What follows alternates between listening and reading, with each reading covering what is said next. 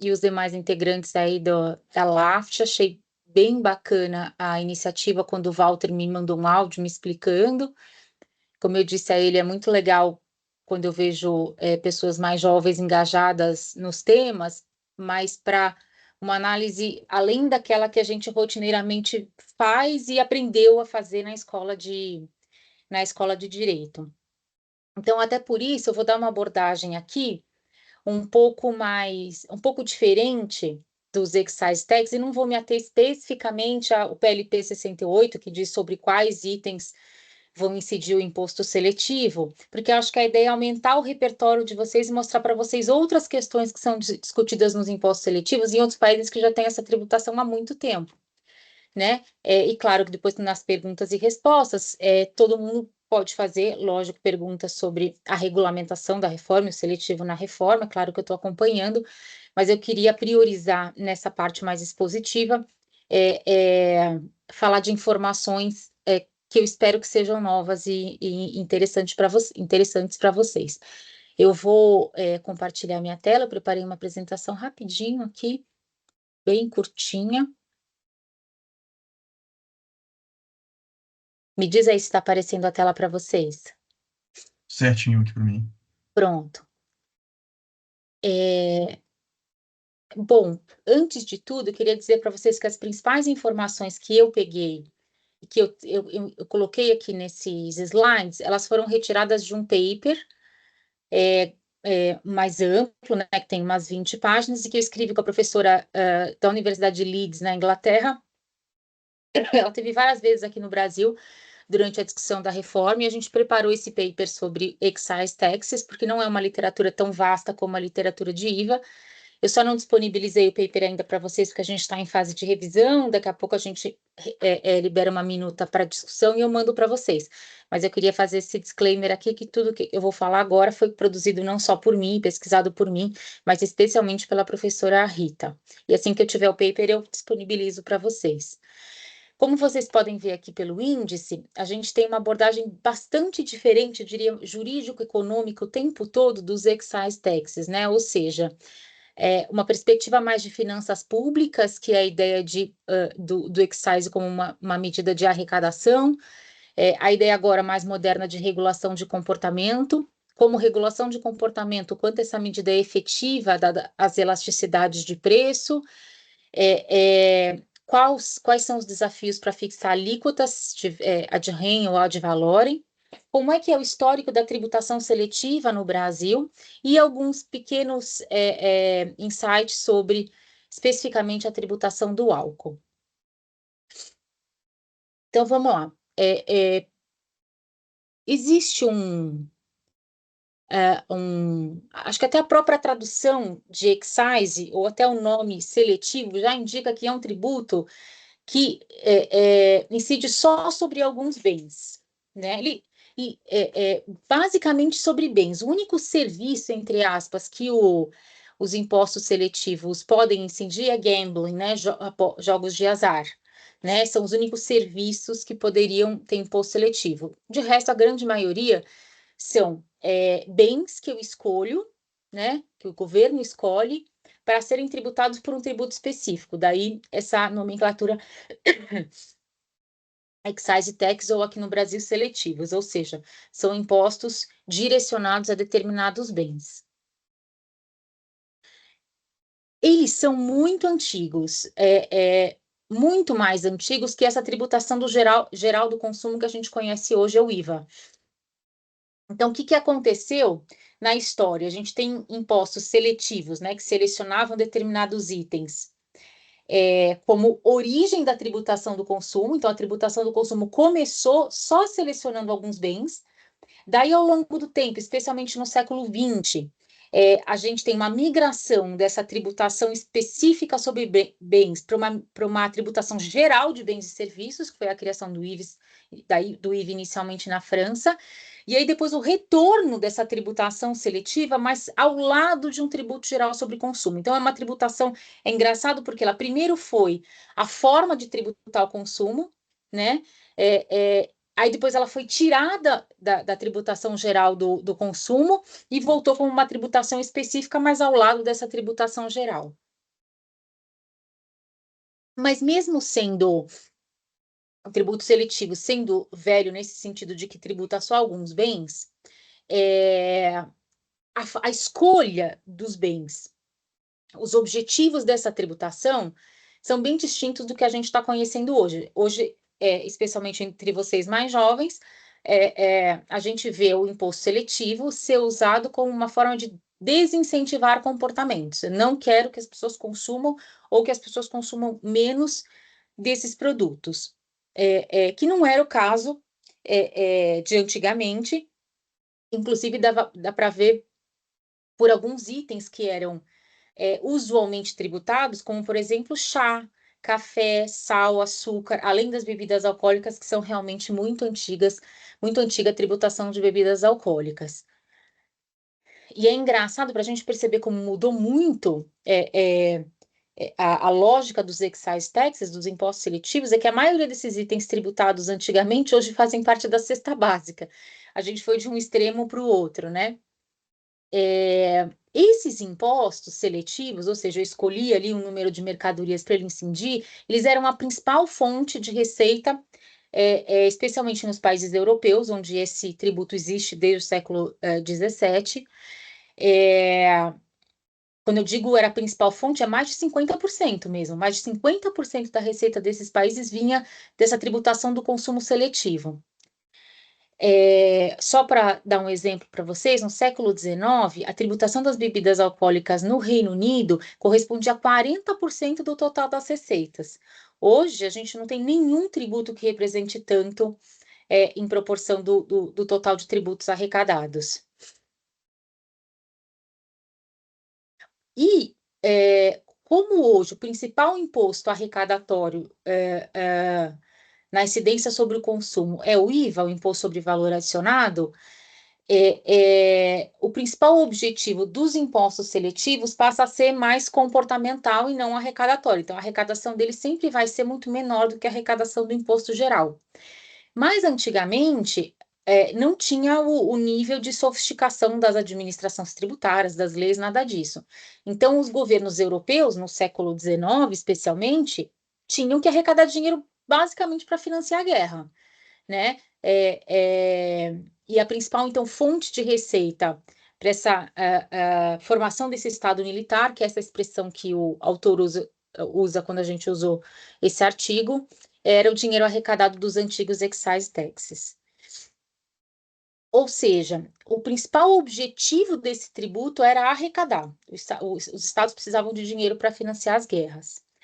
Em alguns casos, e um autor holandês fez essa pesquisa, que é muito interessante, ele foi buscar nos anais ali das discussões de algumas leis europeias que instituíram tributos, que em alguns casos as escolhas, embora a ideia fosse arrecadar, como é que eu vou escolher os produtos, né? Eles usavam, por incrível que pareça, uma ideia de capacidade contributiva ou uma ideia de moral barra religião, que naquela época era até mais forte do que hoje, né? Por que ideia de capacidade contributiva? Porque naquela época em que os excises eram forte fonte de arrecadação, não existia ainda o imposto de renda. Então, eu procurava identificar quais bens as pessoas mais ricas compravam. Por exemplo, chá, mesmo sal e o açúcar, eram itens de luxo, ou seja, só as pessoas mais ricas podiam comprar. Então, o que motivava a escolha de itens como esses, por exemplo, era a ideia de que eram pessoas que poderiam pagar tributo em detrimento das outras mais pobres que não consumiam esse tributo. Ou eram questões realmente morais, religiosas, como, por exemplo, as bebidas alcoólicas, que eram relacionadas muito à prática de pecados, ou seja, as pessoas que bebiam demais acabavam praticando atos de violência, traições, filhos fora do casamento, essas coisas todas, a forma como a gente encontrou na literatura descrita essas escolhas. Mas veja, isso é só um segundo passo. O primeiro passo meu principal objetivo é arrecadar. Como eu tenho que arrecadar, deixa eu fazer algumas escolhas que, na verdade, são escolhas que levam em consideração a capacidade contributiva e os valores da sociedade da época.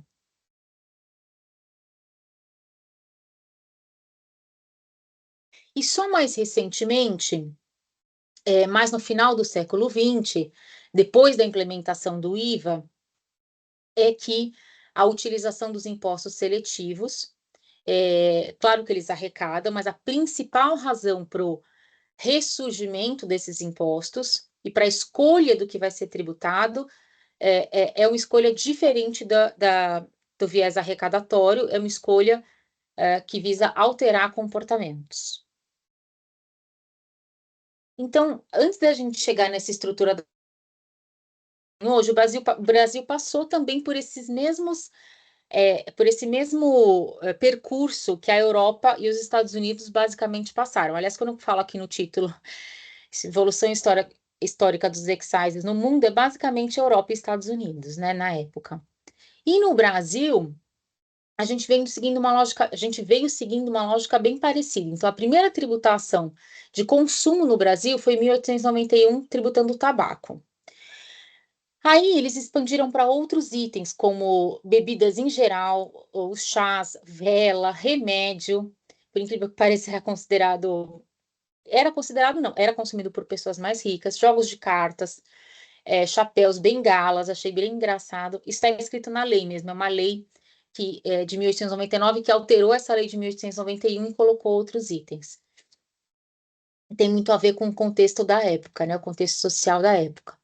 Só em 1945, quase 50 anos depois, é que de fato houve uma ampliação sobre consumo. Ele continuou incidindo sobre produtos escolhidos, mas aí o governo fez 4 tabelas, tabela A, B, C, D, que é um pouco a origem do nosso IPI, incidentes sobre a classificação fiscal do NCM, né?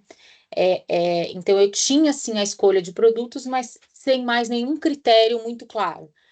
Provavelmente, o principal critério era a facilidade de fiscalização. A verdade é que impostos sobre o consumo de bens corpóreos é muito fácil de fiscalizar, né? Daí também o pragmatismo dos governos anteriores em relação à tributação, né? Não tinha nenhuma outra razão prioritária.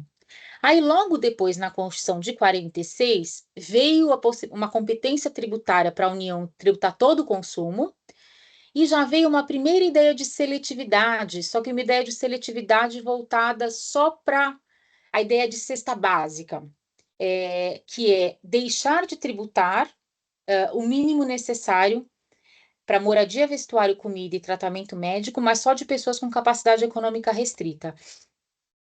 Eu ainda não encontrei como isso foi implementado. É muito difícil encontrar registros históricos disso aqui no Brasil.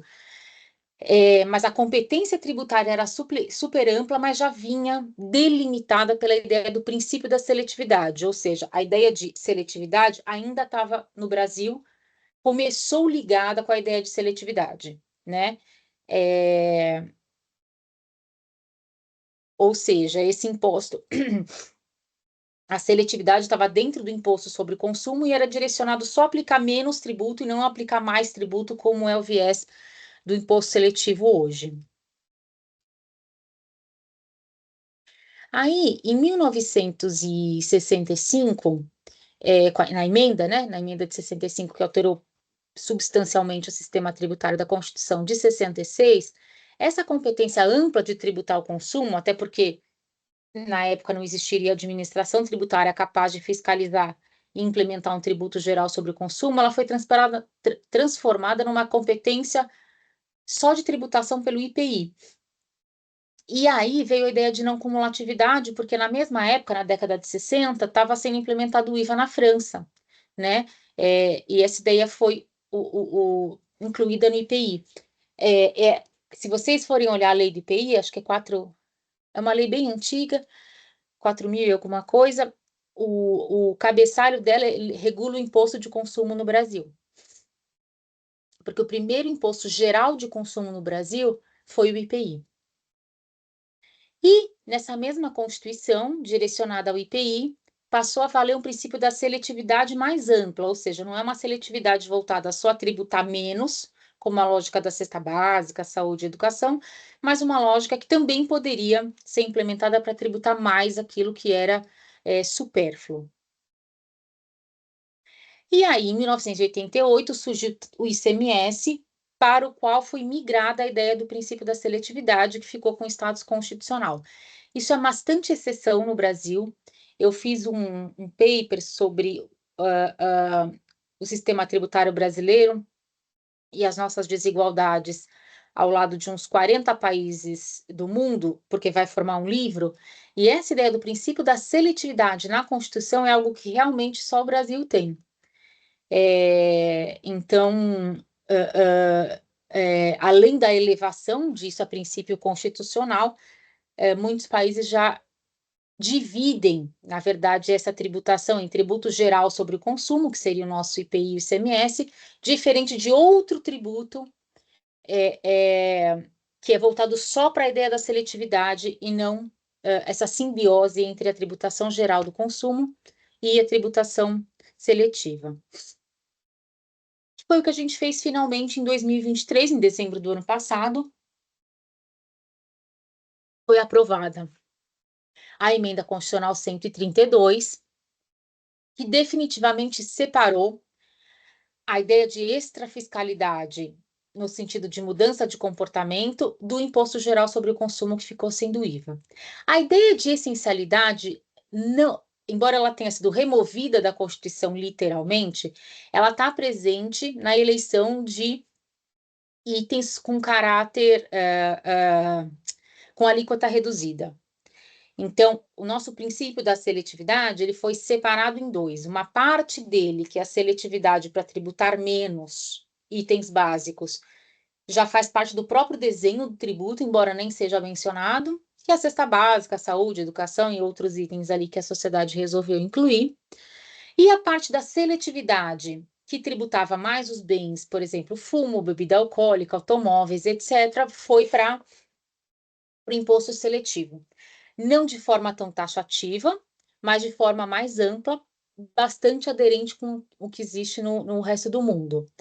Inclusive, as duas características são muito parecidas com o movimento que os outros países fizeram desde a década de 50, né? Criar um imposto geral de consumo com algumas concessões daquilo que é entendido pela sociedade como importante de ser consumido, então eu quero que você consuma, de um imposto muito específico chamado de excise, que é aquilo que eu quero que você não consuma, né? Foi basicamente o que os países fizeram muito fortemente depois da década de 80 e agora a gente conseguiu fazer finalmente no século 21. Bom, então onde surgiu essa ideia dos excise taxes? Embora hoje tenha muita teoria sobre eles, nasceu de dois fatos muito relevantes. O primeiro, uma percepção de que os tributos influenciam o comportamento das pessoas. De várias formas, né? Tem um livro muito engraçado do Joel Slamrod, depois eu posso passar o nome para o Vinícius, que ele conta várias historinhas de vários países, de por que alguns países são do jeito que são por causa da tributação.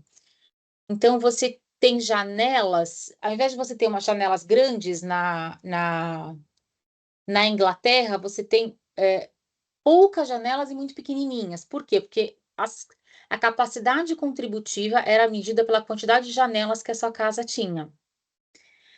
A tributação dos terrenos, acho que na Alemanha, se não me engano, influenciou a forma como as casas são construídas, de forma mais profunda e menos larga.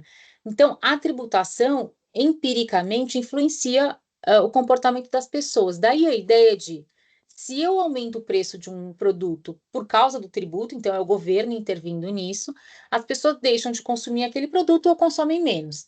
Então, esse é o principal objetivo dos excises, é capturar esse efeito específico da alteração de comportamento causada pelo sistema tributário em bens ou serviços selecionados.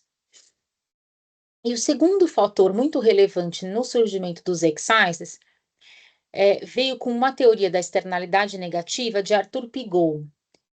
Tanto que vocês devem ter ouvido chamar já os impostos seletivos de impostos pigouvianos ou Pigouvian taxes. O que era essa teoria do Arthur Pigou? Ele diz o seguinte, olha, há alguns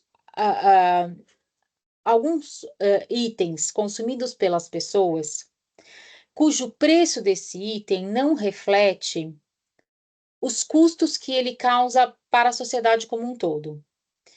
Então, por exemplo, eu uso na minha plantação de laranja um tipo de fertilizante que, em evaporação em contato com a chuva, pode prejudicar a saúde das pessoas que se localizam até 100 quilômetros de distância. Como é que eu faço para mudar o comportamento ou mudar o tipo de fertilizante que os produtores usam? Esse é um dos exemplos que o Pigou dá. Então, eu tenho que internalizar no preço da laranja, por exemplo, o custo que aquela externalidade negativa, aquela consequência negativa para a sociedade vai causar. A teoria dele, depois mais sofisticada por outros autores mais na frente, ela é interpretada de uma forma muito ampla. Então, em geral, as pessoas entendem que muitos produtos, consumo de muitos produtos gera externalidade negativa. Por exemplo, o consumo de álcool gera externalidade negativa. É um senso comum. Na teoria do Arthur Pigou, não gera externalidade negativa. Por quê? Mas você vai falar, olha, mas quem dirige bêbado mata pessoas, ele pode aumentar a violência doméstica, além de fazer mal para a própria saúde dele, ele vai morrer mais jovem, etc e tal. Isso são consequências do ato de beber, mas não são consequências do ato de beber verificáveis em todas as pessoas que bebem. A externalidade negativa significava, eu não tenho nenhuma outra solução para adotar, neste caso, que não a tributação. Mas isso é um disclaimer que eu estou fazendo para vocês, que hoje esse conceito de externalidade negativa é usado de forma muito ampla, então qualquer consumo de bem que gere custos à sociedade extras àqueles que o mercado precificou, então eu tenho a justificativa de impor um tributo. E o terceiro fato, que na verdade não teve uma relação direta, mas teve uma relação indireta com os excise taxes, é o desenho técnico de um imposto geral sobre consumo, que ao longo do tempo veio sendo muito sofisticado. Então, a ideia de uma base geral, que tem que incidir sobre tudo, bens e serviços, a ideia de que ele tem que ter alíquota única. E aí, o que foi acontecendo? Quanto mais o imposto, o IVA, ficava redondinho na literatura e na prática internacional, mais confuso ficava o excise tax. Porque se tirava do desenho do IVA todos aqueles tributos antigos, todas aquelas características antigas do imposto de consumo que ia ser substituído e jogava para o excise. E agora a gente tem uma longa agenda de pesquisa no excise tax que é identificar esses vários aspectos. Qual que é o melhor desenho, quando ele pode ser usado, quando ele não pode ser usado. Tem uma agenda de pesquisa enorme nesse tema, já que a gente preservou o IVA e jogou para o excise tudo aquilo que não cabia dentro de um imposto tão bonitinho como esse imposto geral sobre o consumo. A coisa que eu mais gosto desculpa. Aqui acho que eu errei Vou colocar os quadros que acho que está invertida aqui a ordem. O elemento que eu mais gosto de pesquisar nos impostos seletivos seria a melhor medida para desincentivar o comportamento e se ele efetivamente desincentiva o comportamento. O que eu quero dizer? Se quando eu aumento o tributo do cigarro, as pessoas param de fumar, se quando eu aumento o preço do bebida alcoólica, as pessoas param de consumir ou consomem menos e assim por diante. Mesma coisa com o carro ou os jogos de azar. Para alguns casos, a gente consegue responder que a tributação é a melhor medida para desincentivar o comportamento. Tem aqui 2 exemplos. O primeiro foi a revolução do uísque, que aconteceu nos Estados Unidos, quando eles resolveram proibir o consumo de uísque. Tinha toda uma razão histórica, etc. Dá um Google Revolução do Uísque nos Estados Unidos, vocês vão achar. Então, era proibido o consumo de bebida alcoólica de uísque nos Estados Unidos. É óbvio que isso não funcionou. As pessoas não deixaram de consumir uísque, as pessoas contrabandeavam ou as pessoas consumiam outros tipos de produtos com conteúdo alcoólico semelhante. A mesma coisa com a maconha. Então, chegou-se à conclusão que proibir o consumo desses itens é ineficiente, não vai adiantar. Então, é melhor, nesses dois casos, eu aumentar o preço e desincentivar o comportamento, é mais eficaz. Em outros casos, ele é complementar. Por quê? Porque uma medida que não é tributária pode ser insuficiente para desincentivar o comportamento. Esse é o caso que a gente está vendo agora no Brasil, de você colocar avisos nas embalagens de produtos com alto teor de gordura saturada ou alto teor de açúcar. Né? Aqui no Brasil, agora, a gente está obrigado a colocar, né, os produtos, fabricantes, os vendedores, os fabricantes, na verdade, são obrigados a colocar na embalagem quando um produto é alto em açúcar adicionado ou alto em gordura saturada. Eu fui recentemente para Buenos Aires, eu vi que lá na Argentina são 4, 5 etiquetas. Você tem que colocar alto em caloria, alto em açúcar adicionado, alto em gordura saturada e tinha um outro item que agora eu não lembro. Você não consegue nem comprar o produto de tanta tarja que tem ali nas embalagens. Só que, especialmente nas classes mais baixas, verificou-se que isso não era suficiente. As pessoas não deixavam de consumir por causa disso. Isso existe um viés natural, mais presente até nos jovens, de que você privilegia prazeres imediatos em detrimento de uma saúde melhor no longo prazo. Então, por isso que tem surgido os sugar tags, impostos sobre manteiga, sorvete, vários itens que são altos em gorduras. Agora, é claro que para isso funcionar, quando o governo institui um tributo ou aumenta um tributo seletivo, eu tenho que repassá-lo no preço. Se a pessoa vai comprar e está ao mesmo preço, ou está só um pouquinho mais caro, não adianta nada. Significa que o fabricante incorporou o custo, né, diminuiu a sua margem de lucro e conseguiu manter o preço. E aí não adianta nada a tributação seletiva para o objetivo a que ela serve. Isso depende muito da estrutura de mercado, né? Se é um monopólio, se não é um monopólio, tem vários estudos sobre vários itens. E tem um estudo muito interessante sobre o consumo de álcool, que mede, quando repassado no preço, né? O tributo seletivo, integralmente ou parcialmente repassado no preço, se as pessoas deixam de consumir ou não. O grupo que consumia pouco e o grupo que consumia muito não alterou o comportamento. Quem consumiu muito continuou consumindo muito, quem consumia pouco continuou consumindo pouco. O álcool afetou o consumo moderado, mas muito focado nos jovens. Então, a elasticidade de preço, quem sofreu mais, quem alterou mais o seu comportamento no caso de um preço de um excise sobre bebidas alcoólicas foram as pessoas com consumo moderado e os jovens. Vou conectar na reunião, não sei se meu áudio vai estar. E é interessante nesse caso, foi bem importante esse resultado e reafirmou muito a ideia de que a tributação sobre o álcool é importante, porque é na juventude que os principais efeitos e o vício do álcool surgem ao longo da vida. Então, foi bem importante esse resultado para fins de entender a eficácia dos impostos seletivos para o álcool. Em alguns casos, isso aqui a gente tirou uma fotografia, né? Fez uma pesquisa e viu, olha, a pessoa parou de consumir ou continuou consumindo. Então, eu tirei uma fotografia do produto tributado e pronto.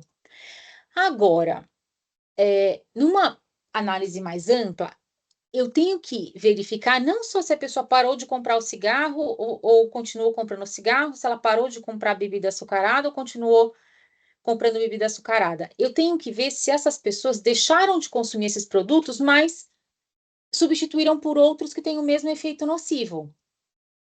Por duas razões. Ou porque é mais fácil comprar, embora não naquele estado onde tem a tributação, comprar em outro estado, porque, por exemplo, a tributação pelo excise nos Estados Unidos é estadual. E teve um sugar tax na Califórnia que reduziu muito o consumo da bebida açucarada. Só que quando foram perceber, as pessoas estavam atravessando a fronteira para comprar bebida açucarada em outros estados.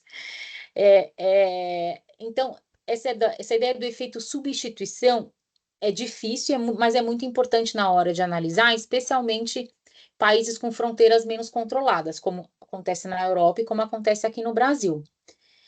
E também a gente tem que observar o quanto a tributação de determinados itens não faz com que as pessoas migrem para produtos que são mais baratos, mas mais nocivos à saúde.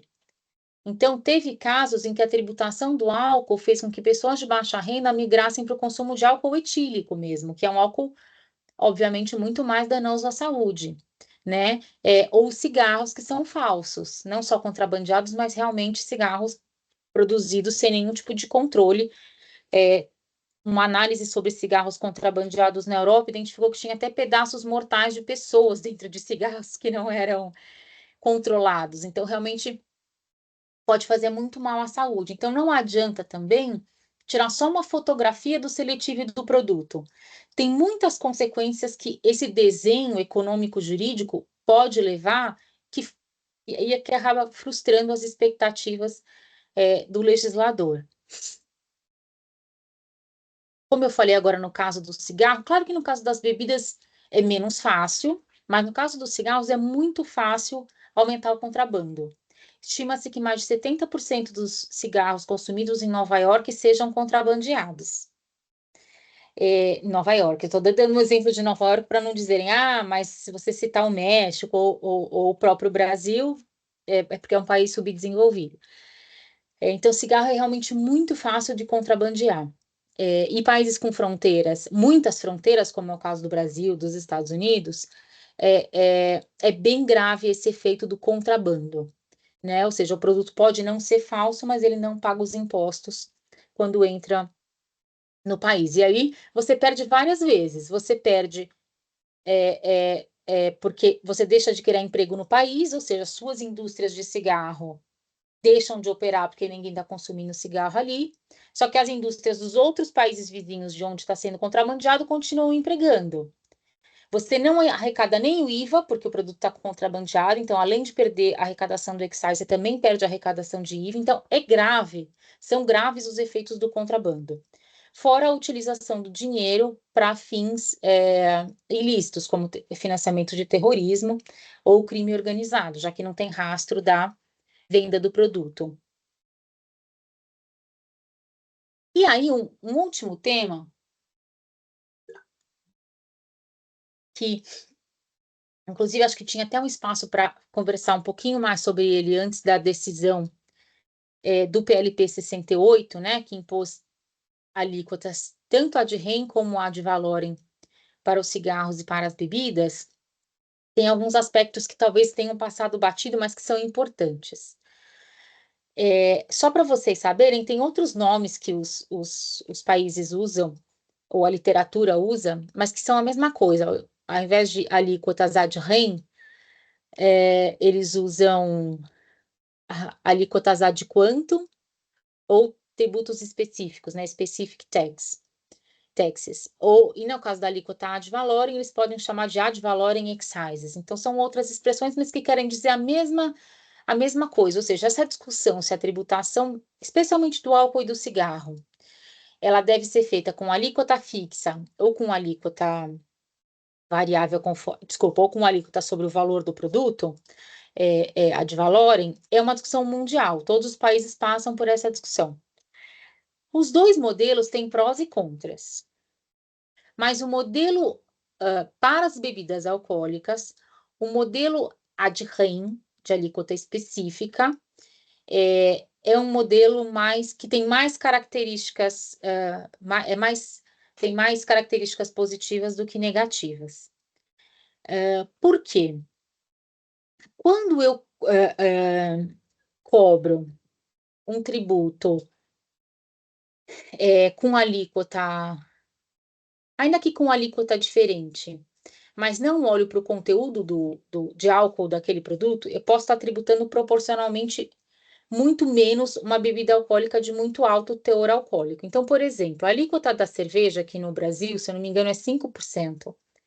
E a alíquota da cachaça é 25%. Aí você fala, não, veja, mesmo não usando a alíquota ad rem, por exemplo, conforme o conteúdo alcoólico, eu estou usando uma alíquota ad valorem maior, então eu estou criando uma tributação maior para a cachaça do que para a cerveja. Só que proporcionalmente, a cachaça tem mais do que 5 vezes o conteúdo alcoólico da cerveja, que é o aumento da alíquota, de 5 para 25.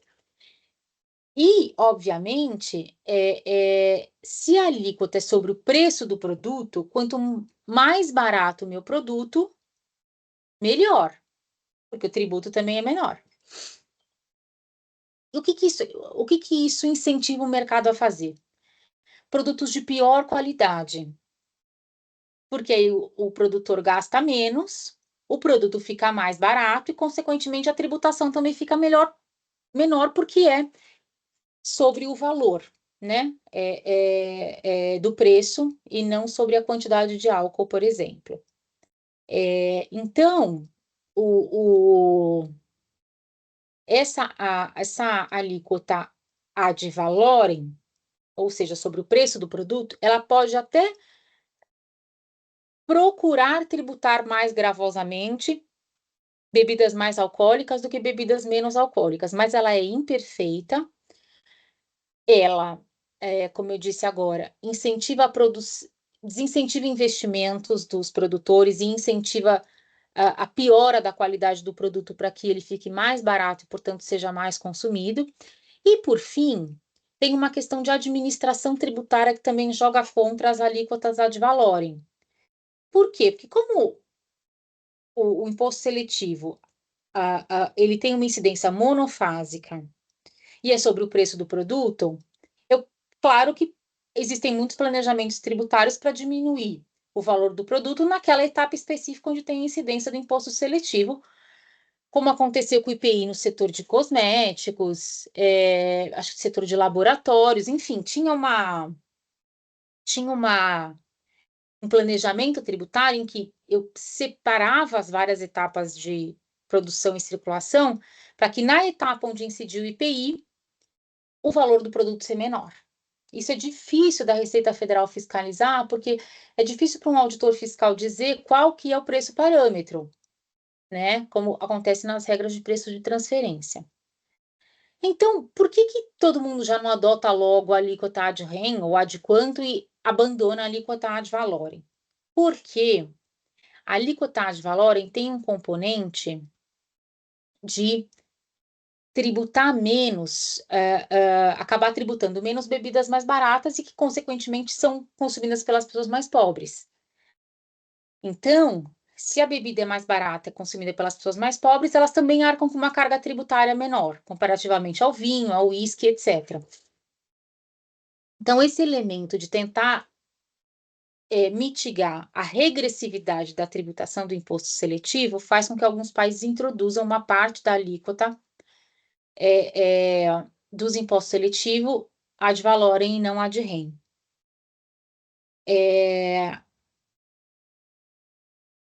Nos países da OCDE, tem uma pesquisa que eu vou falar para vocês já. Nos países da OCDE, todos eles aplicam alíquotas ad rem, por conteúdo alcoólico.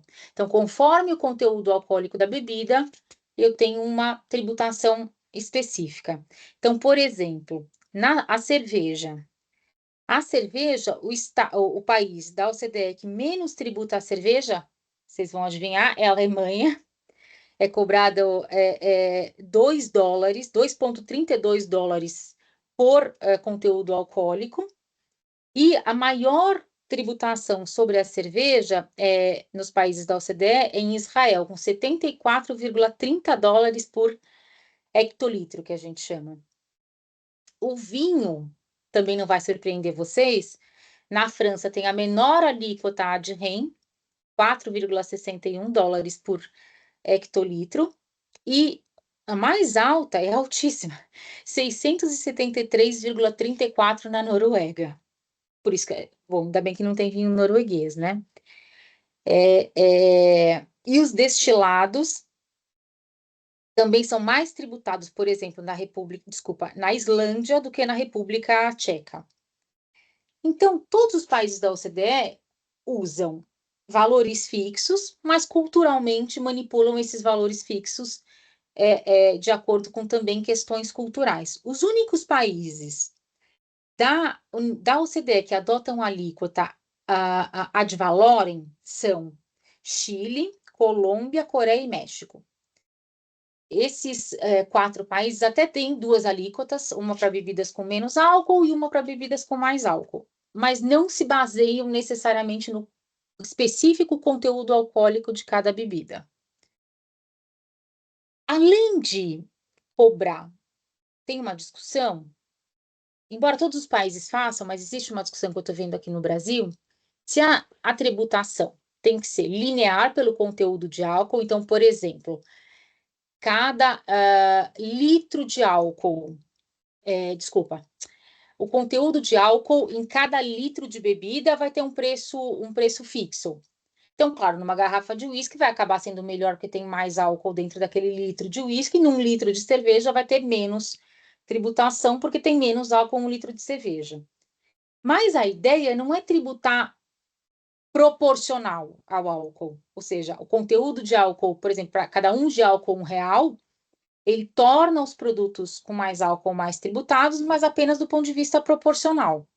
Os países usam alíquotas progressivas, então, além de você ser mais tributado, porque naturalmente você tem mais conteúdo alcoólico, você também é tributado de forma progressiva, muito parecido com igualzinho o imposto de renda. Ao invés de pagar o tributo maior só porque a minha renda aumentou, eu pago um tributo maior porque minha renda aumentou, porque minha base aumentou, mas também porque a legislação prevê uma progressividade.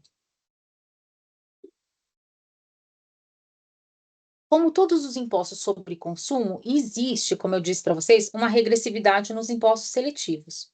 Por exemplo, quando se cria o sugar tax, tributo sobre bebidas açucaradas, seja a de REN ou a de valorem, as pessoas que mais consomem bebidas açucaradas, por exemplo, aquele néctar, né, aquele suco que não tem muita quantidade de suco de fruta, mas tem muito mais outras coisas além do açúcar, são as pessoas mais pobres, assim como os ultraprocessados. Então, alguns impostos sobre consumo têm um efeito regressivo muito grande, a priori, né? Porque as pessoas que são mais pobres é que vão acabar deixando de consumir. Por outro lado, o contra-argumento é o seguinte: olha, que bom, porque se as pessoas mais pobres vão deixar de consumir, o imposto passa a ser progressivo e ainda vai ser bom para a saúde delas. Então, você cria uma certa progressividade no tempo. Só os ricos vão continuar comprando, então os pobres não compram mais, ótimo. A tributação vai incidir só sobre as pessoas de maior renda e, de outro lado, ainda vai ter uma melhora na saúde das pessoas de baixa renda. Então, é o contra-argumento que questiona essa fotografia da regressividade dos impostos sobre consumo, incluindo os seletivos. Pessoal, essas são as principais os principais elementos da literatura internacional de alguns países sobre os excise taxes. Como vocês veem, tem bastante coisa que se discute para a gente trazer aqui para o Brasil para discutir. E eu acho que nesse caso, eu espero que nesse caso a gente consiga ampliar esses estudos por meio dos estudos de vocês também. Tá bom? E agora eu fico à disposição caso vocês queiram fazer perguntas sobre a regulamentação atual ou sobre qualquer outro ponto que eu falei aqui. Obrigada, Vinícius. Obrigada, Flávio. Perfeito, obrigado, professor. Obrigado, Vanessa. Espetacular ver toda essa origem, o estudo do direito comparado, né, quanto ao que se pratica. As alíquotas próximas ao imposto de importação são sempre complicadas. Mas, Vinícius, vai lá para a turma discutir, depois eu... Perfeito. Acho que agora, então, é hora mesmo de fazer perguntas, né? Então, podem ficar à vontade, pessoal. Acho que a gente pode usar a ferramenta aqui de levantar a mão. Eu mesmo já tenho umas perguntas aqui guardadas, mas eu vou esperar o pessoal aqui ver se alguém tem alguma pergunta. Não é possível que ninguém não tenha nenhuma dúvida, é impossível. Até eu tenho muitas ainda. Professor esgotou o tema, todo mundo 100% satisfeito. Não, tô Ah, brincando. não é possível. Ó, eu vou começar com uma pergunta, então. Opa! A Thaisa levantou a mão. Fica à vontade, Thaisa. Obrigada, Vinícius. Tudo bem, pessoal? Boa noite. Quero agradecer à professora. É uma exposição que deu para compreender bem a história também, né? Foi muito rica. Obrigada demais. A minha pergunta, eu acho que tem a ver com um pouquinho da reforma agora mesmo. Uma dúvida que me surgiu é assim, nessa questão da seletividade do IS mesmo, como está sendo ocorrida na reforma. Um exemplo que ficou muito na minha cabeça foi aquele exemplo de tributar com o IS carro elétrico e não tributar o caminhão. Então, como é que a gente legitima o IS nesse caso? Qual critério assim utilizado na seletividade? Assim, eu fiquei com essa dúvida assim de como seria esse critério de arrecadação. Se você puder falar um pouquinho sobre isso, eu não sei se ficou bem uma pergunta muito bem formulada, Sim, mas sim, acho entendi, sim. nesse sentido. É uma ótima pergunta, Thaisa, porque diferente dos outros países que não tem tantos detalhes na Constituição, as constituições dizem simplesmente que quem vai tributar o consumo é a União, a renda pode tributar a União ou os estados quando é o caso de federação, enfim, é mais genérica a disposição constitucional sobre tributação. E a gente colocou os critérios de instituição do seletivo na Constituição, de modo que a gente sempre vai questionar se aquele item incluso faz mal à saúde ou ao meio ambiente, como são os dois critérios constitucionais principais. E aí, no caso dos veículos elétricos, na coletiva da Câmara dos Deputados, a justificativa que eles deram, porque eles também não são bobos, não vou colocar assim carro elétrico sem nenhuma justificativa, né?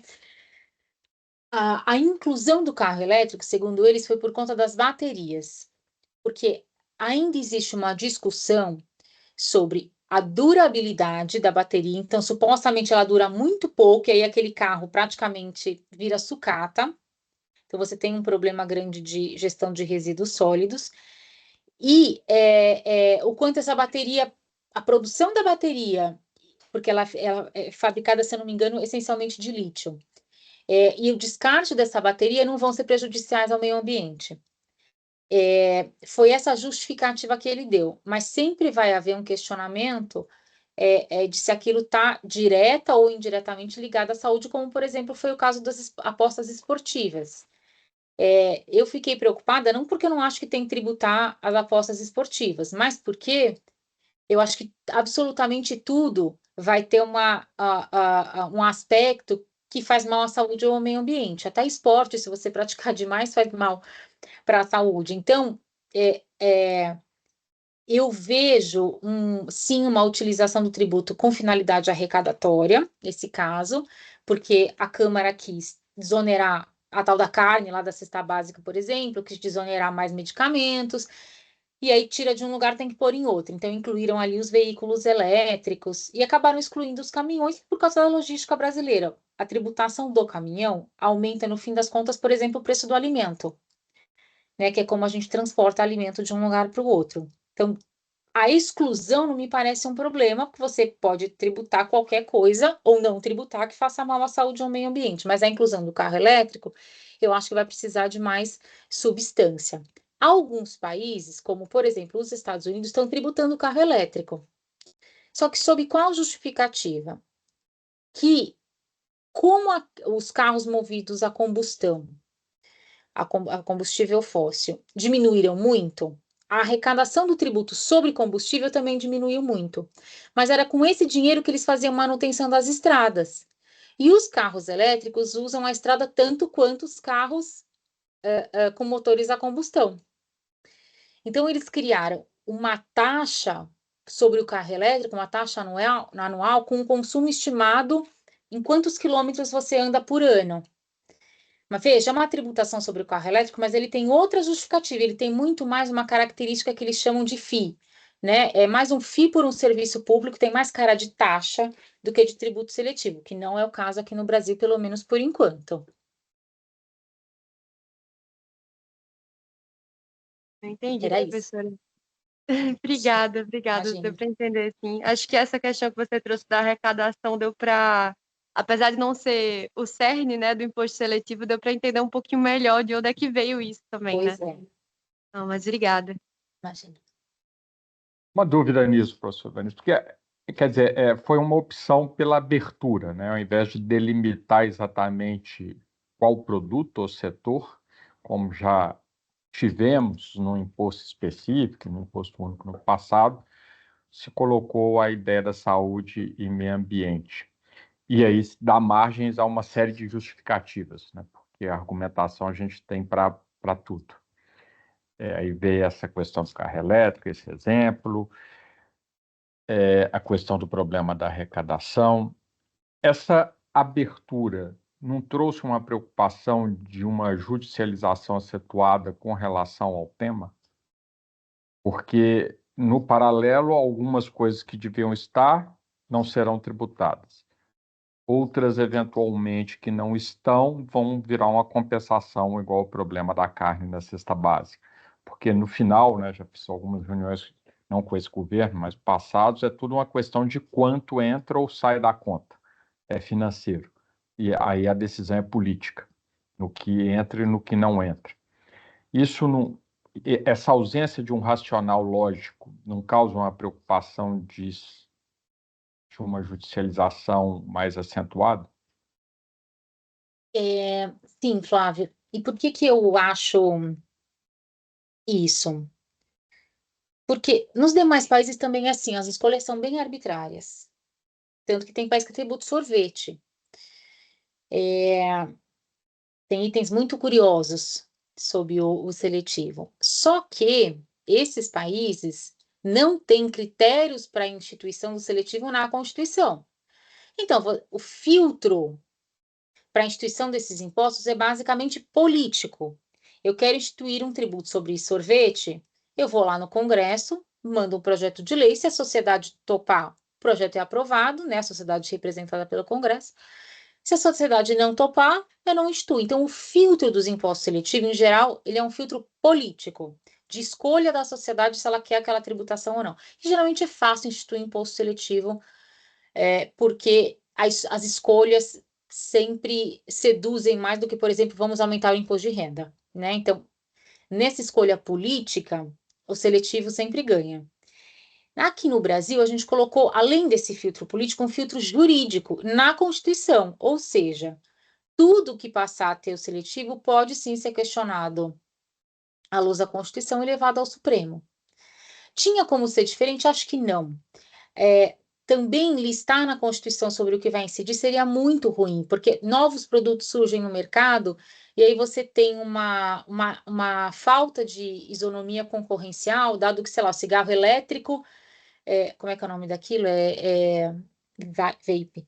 Não é tributado, porque não é derivado do tabaco, e o cigarro normal é. Então, não dá para também ter na Constituição um rol do que vai ser tributado. Então, acho que era inevitável, dado que a gente tinha que ter um espectro, ter algum limite na Constituição, e, portanto, vai ser inevitável também o contencioso. A gente tem 3 Obrigado, pessoas eu na fila, imagino. Vinícius. Deixa a Imagina. turma perguntar. Perfeito. Maravilha. Agora seria a Júlia. Fica à vontade, Júlia. Oi, tudo bem? A minha dúvida é um pouco difícil de colocar, entre aspas, para fora, mas é uma continuidade da pergunta da Thaís, eu acredito. Porque a gente está notando que o imposto seletivo tem um caráter muito arrecadatório, né? Pela questão de estar ali substituindo o IPI e também por preverem que caso não consiga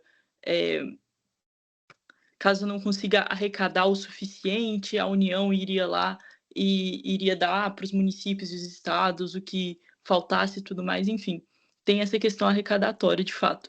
E aí a minha pergunta é se, primeiro, isso torna ele um não imposto seletivo por excelência, né? Tipo, um imposto não extrafiscal por excelência, e também se isso é uma discussão que tem lá fora, sabe? Porque eu estava lendo alguns artigos e eu vi que em alguns países o imposto seletivo ele não tem uma carga tributária tão significativa quanto teria com o planejamento aqui que a gente está tendo. Olha, Júlia, os excise taxes vêm aumentando muito a arrecadação nos demais países. Por quê? Porque aumentar IVA e imposto de renda é mais difícil. E depois da pandemia, todos os países saíram muito endividados. Então, o aumento do excise taxes, dos excise taxes vem surgindo em outros países de forma até mais ampla do que aqui no Brasil. A gente ainda não sabe quanto vai arrecadar aqui no Brasil, porque a gente não tem as alíquotas, né? Agora, o que também é muito difícil de identificar, se não impossível, por isso até que essa discussão não é tão relevante lá fora, é se, a despeito da justificativa de ofensa à saúde ou ao meio ambiente, aquele tributo tem caráter arrecadatório. Se você sobe a arrecadação, desculpa, a alíquota da bebida alcoólica, é óbvio que você vai dizer que está subindo porque as pessoas estão consumindo mais álcool, porque está tendo mais acidentes de carro, violência doméstica. Óbvio que o legislador não é bobo e vai usar a justificativa correta. Como é que você sobrepõe a essa justificativa o argumento meramente arrecadatório? Teve 2 vezes que isso aconteceu no Brasil, passou batido. Uma foi quando o IOF veio ser cobrado a 0,38, que era exatamente a alíquota da CPMF que tinha sido rejeitada pelo Congresso, ou seja, estava óbvia o aumento do IOF com caráter arrecadatório. E a segunda vez foi agora, o ano passado, quando o Haddad instituiu imposto de exportação por 90 dias sobre a exportação de óleo bruto e petróleo. Então, aí que estava na justificativa que aquilo era para equilibrar as contas públicas. Então, aí era muito fácil de dizer, olha, esse tributo está sendo usado com caráter arrecadatório e não regulatório. Caso você não possa inferir da motivação das leis, das declarações, do contexto, que tem um caráter arrecadatório, é muito difícil você dizer, o governo está fazendo isso só para arrecadar. Porque a motivação do aumento dos tributos é sempre uma questão de alteração de comportamento. Então, é meio que uma discussão um pouco que você não consegue muito sair do lugar, minha sensação.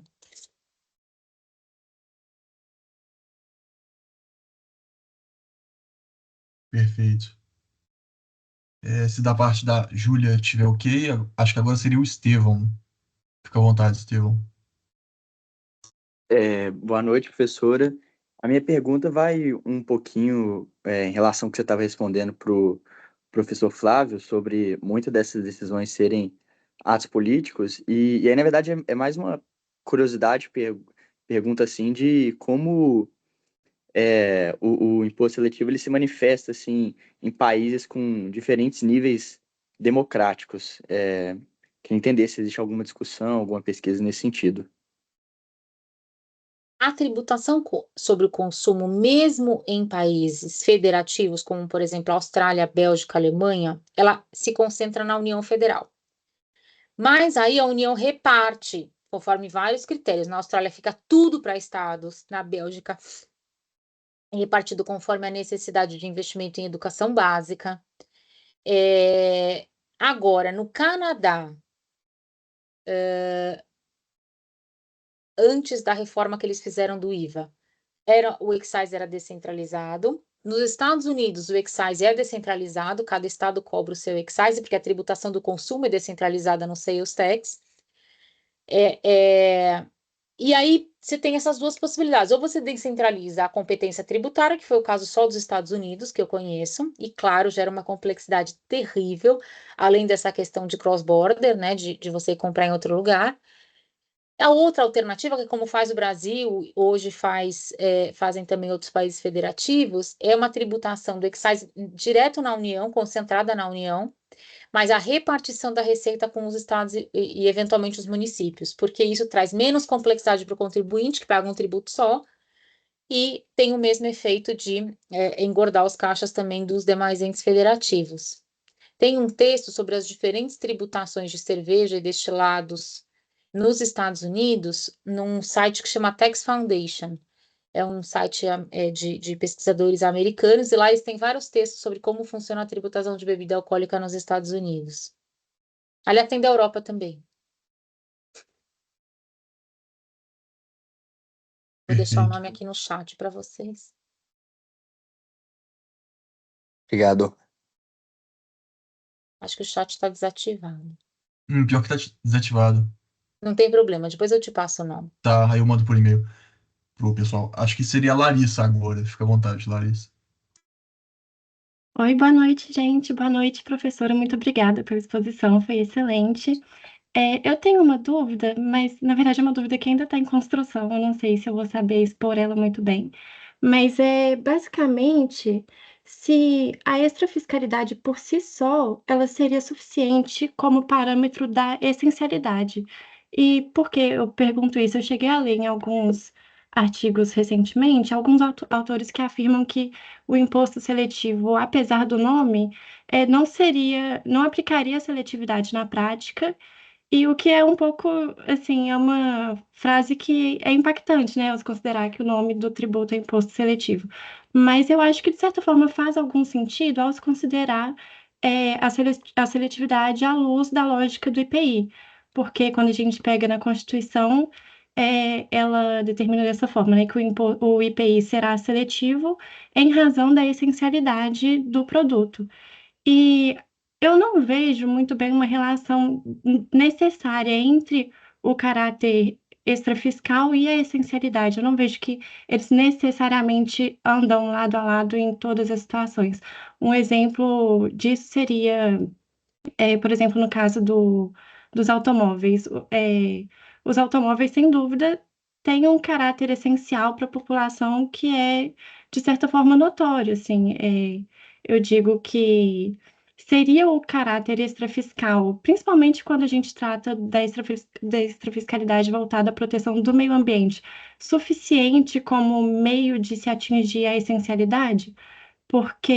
E ao mesmo tempo é uma questão complicada, porque eu não vejo uma alternativa para se solucionar isso. Porque, por exemplo, vamos dizer assim, que o imposto seletivo não incidiria sobre automóveis que são destinados a finalidades específicas, por exemplo, transporte de crianças ou transporte de certas coisas que teriam uma função social assim mais notória. Mas aí, eu acho que se a gente fizesse isso, a própria extrafiscalidade seria comprometida, né? Porque a gente deixaria de levar em consideração a razão de ser em si do tributo extrafiscal, que é a poluição.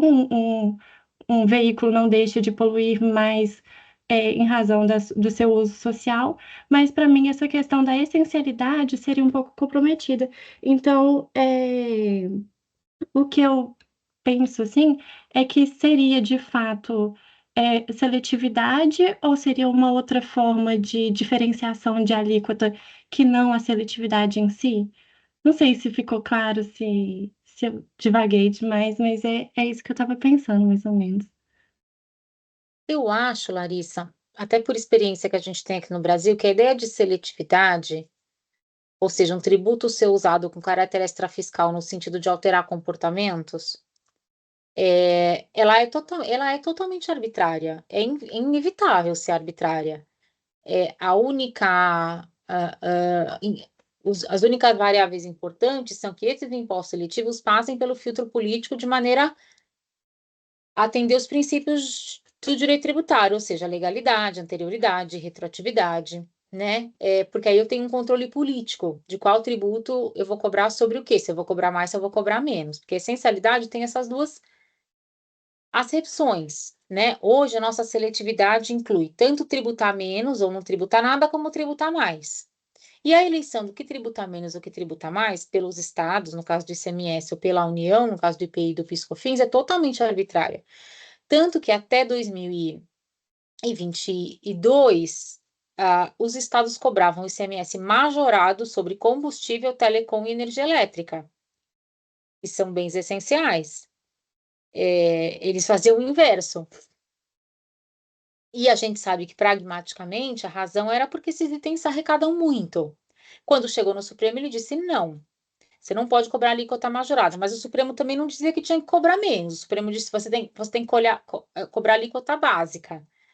Então, vamos deixar de lado essa discussão de essencial ou não para fins de cobrar menos, mas o padrão, pelo menos, tem que ser obedecido. Você não pode cobrar mais.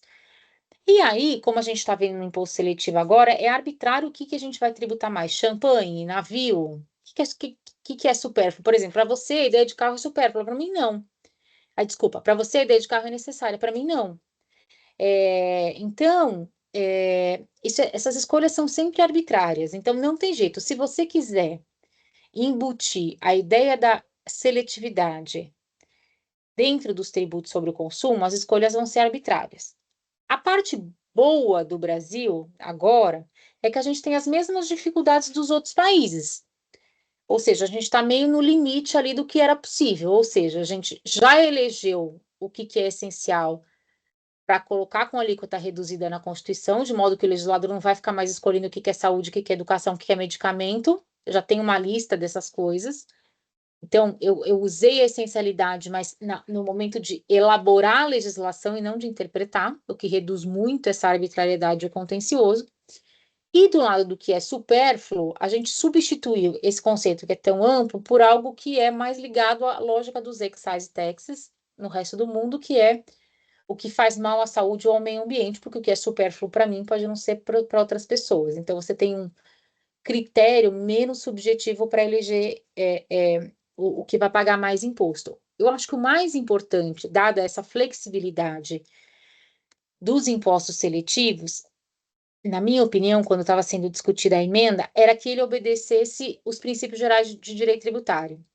Porque se fosse um imposto seletivo com a nossa característica de extrafiscal, que pudesse ser aumentado por decreto e não precisava obedecer a anterioridade, era grave. Porque isso é aplicável a impostos extrafiscais que não têm esse objetivo de diminuir o comportamento das pessoas por conta do dano à saúde ou ao meio ambiente. Tem muito mais a ver com política externa. Imposto de importação, exportação, IOF, que você não pode esperar, né, para intervir. Mas são lógicas muito diferentes. Então, o que eu achei positivo no seletivo brasileiro é que a gente elevou ele à categoria de tributo normal para ser aprovado.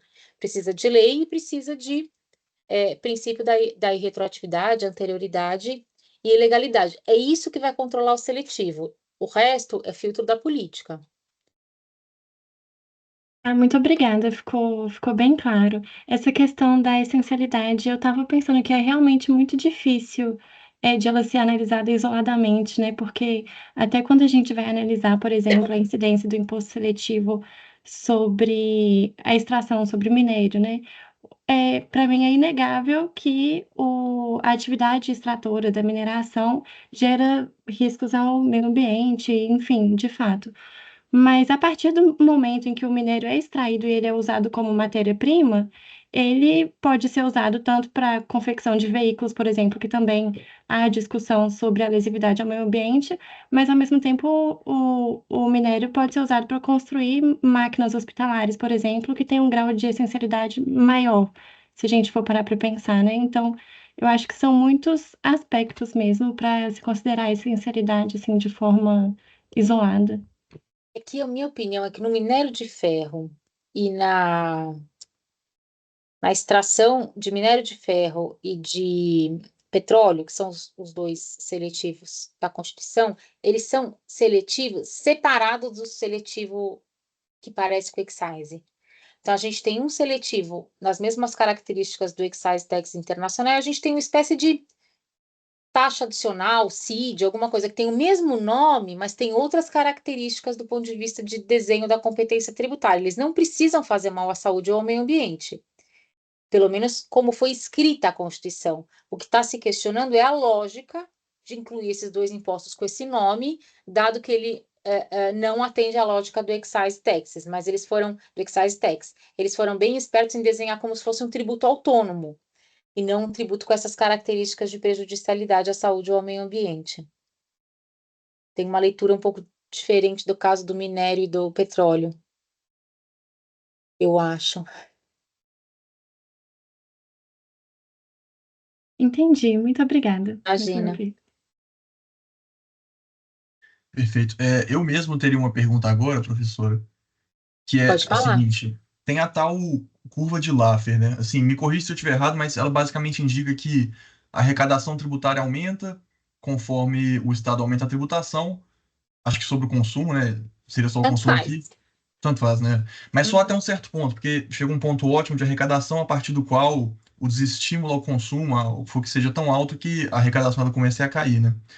E aí, a minha pergunta é, pelo que a exposição da senhora deu a entender, talvez na experiência europeia, não sei onde mais, mas na experiência estrangeira, parece que eles têm tido macete, assim, a manha de fazer a arrecadação aumentar, né? Você falou que os países na Europa, se não me engano, estão conseguindo aumentar a arrecadação com o imposto seletivo. Mas e no Brasil? A senhora acredita que a gente vai ficar aquém ou além desse ponto ótimo de arrecadação? Será que a arrecadação vai começar a cair? Ou antes disso, será que isso foi levado em conta pelo legislador? Está tendo essa discussão? Alguém está falando sobre isso? É, a ideia da curva de Laffer é muito interessante, ou seja, você aumenta até um ponto em que o contribuinte suporta e paga. Chega um momento em que você, embora tenha um tributo com alíquota e ou base de cálculos muito alta, você diminui o universo de contribuintes. E, portanto, sua arrecadação cai. Só que ninguém sabe onde fica esse ponto, pelo menos não de antemão. Então, é uma teoria interessante, mas você não consegue desenhar ela de antemão. O que os países fazem é medir depois. Então, você faz, depois mede para ver se a arrecadação diminuiu, aumentou, tenta fazer análises. Por exemplo, o imposto de renda da pessoa jurídica foi reduzido nos Estados Unidos antes de 2017, mas a arrecadação do imposto de renda de pessoa jurídica não diminuiu.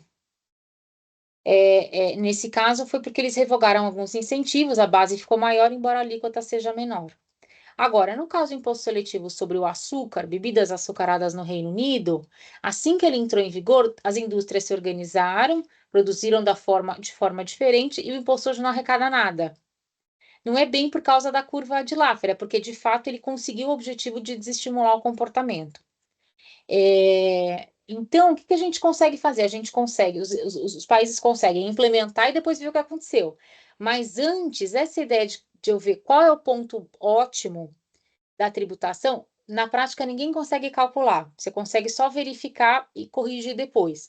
A teoria é perfeita, mas ninguém sabe onde fica esse ponto da curva de Laffer e, portanto, no Brasil a gente vai fazer a mesma coisa. A gente vai arrecadar, colocar uma alíquota, arrecadar e aí vai ver. Aumentou o contrabando de cigarro? Não aumentou. Aumentou o contrabando de uísque, bebidas destiladas? Não aumentou. Vai ter que ser a posteriori, eu acho. Perfeito. Eu até tenho mais uma outra pergunta, uma segunda pergunta, mas vamos ver se alguém não quer passar na frente aí.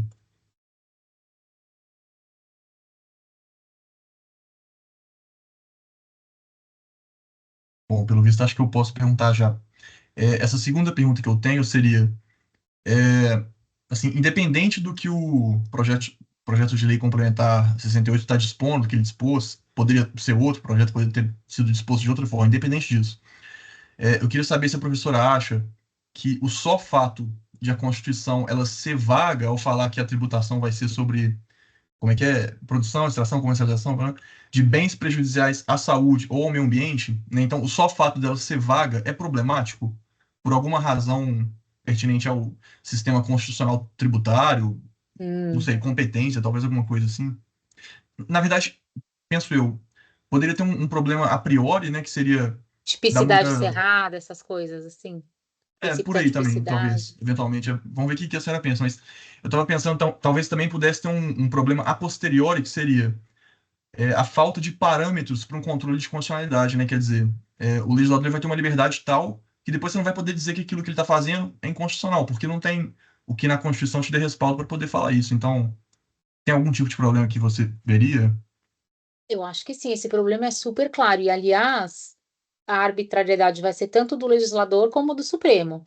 Como é que o Supremo vai dizer o que é prejudicial à saúde ou ao meio ambiente, né? Já que eles não são médicos nem ambientalistas, claro, você vai levar os melhores insumos, mas a gente sabe que as coisas sempre têm várias perspectivas, né? A ciência vai evoluindo, mas nem sempre se consegue chegar a uma relação de causalidade direta entre um determinado bem, a consumo de determinado bem e uma doença, por exemplo, né?